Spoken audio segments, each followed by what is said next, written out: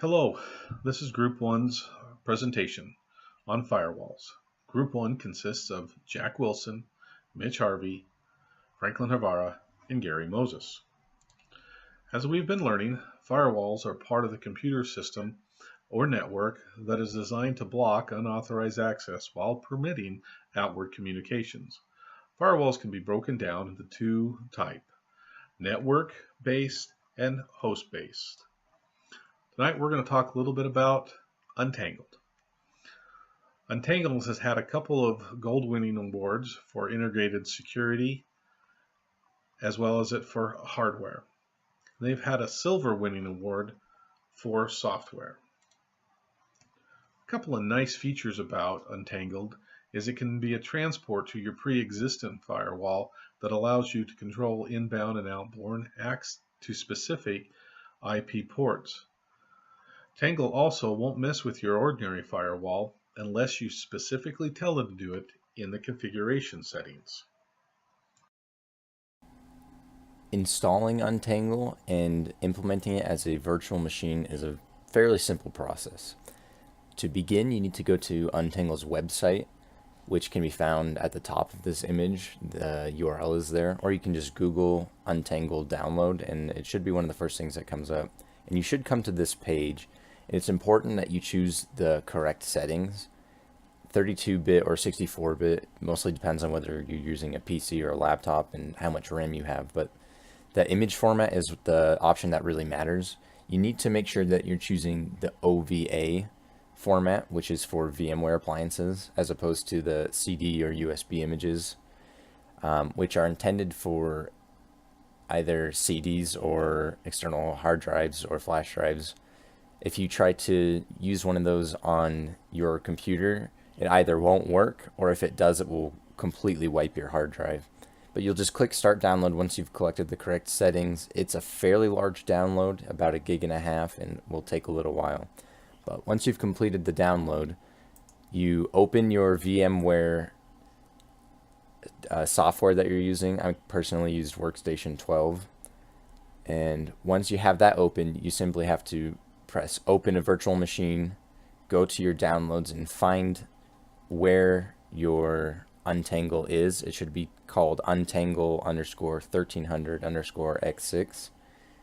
You simply open that. It'll ask you where you want to import it and what you want to name it. You can choose whatever you want and then press import. It will take a while for your computer to import it. It'll go slower at first and then finish all at once. But once it finishes importing, then you should have another option on your workstation of a virtual machine to power on. And all you need to do is on the left, choose the virtual machine that you want to power on, and then press power on this virtual machine. The process may take a little bit as well, but once you've done that, then you're ready to go. Hello everyone, I'm Jack. I'm going to walk you through some of the features of Untangle. Once you've installed Untangled, you're met with this green screen. You need to click on Launch Client. Once you enter your credentials, you're going to be presented with a pretty heavy dashboard that has lots of widgets and good information on it. From your dashboard, you can go to several locations. You can see devices that are connected to your network, get information on sessions, all that good information. Here is the device tab. It's an example of what's actually running on my network right now. You can see our Fire Stick, our Apple TV, a Belkin router. The good thing about Untangle is that you have a lot of apps at your fingertips to really bolster the program and make it hum from anywhere from ad blocker to spam blocker. It really has a lot going on. It even has OpenVPN, so you can have your entire network put on a VPN to try and help protect your privacy, especially since that's going to be a hot commodity here soon.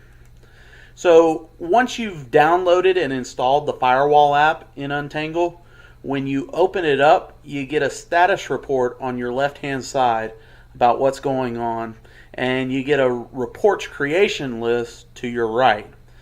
You can get lots of detailed summaries about what's hitting your network, both inbound and outbound, from those reports. So on the left-hand side of the Firewall app screen, you also have a Rules tab. And when you click on it, you can see a list of rules that are running on your firewall. Now, at the top, you obviously read that the routing and port forwarding functions aren't in here. They're actually in the config section of the program. But we're going to hang out on the Rules tab for a few seconds to discuss how you can easily create rules. You can see that it's really simple. All you have to do is click on Add, and then you begin by adding a description to the rule. When you have your conditions created, for example, source address is, and then IP number, then after you've added your conditions, you can go ahead and show what the rule is going to do, or the action that's going to be performed, be it pass traffic or block and flag traffic. Here is the config network section of the program. I'm specifically on the port forwarding rules tab, but you can see you have other tabs that you can play around with, from host name to bypass rules. And actually, bypass rules tab is, I believe, your whitelist. Basically, traffic that is in the bypass rules is not evaluated by the application.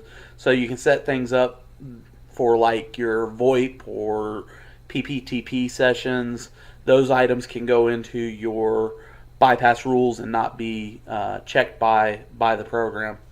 And that's pretty much Untangle with all of its applications.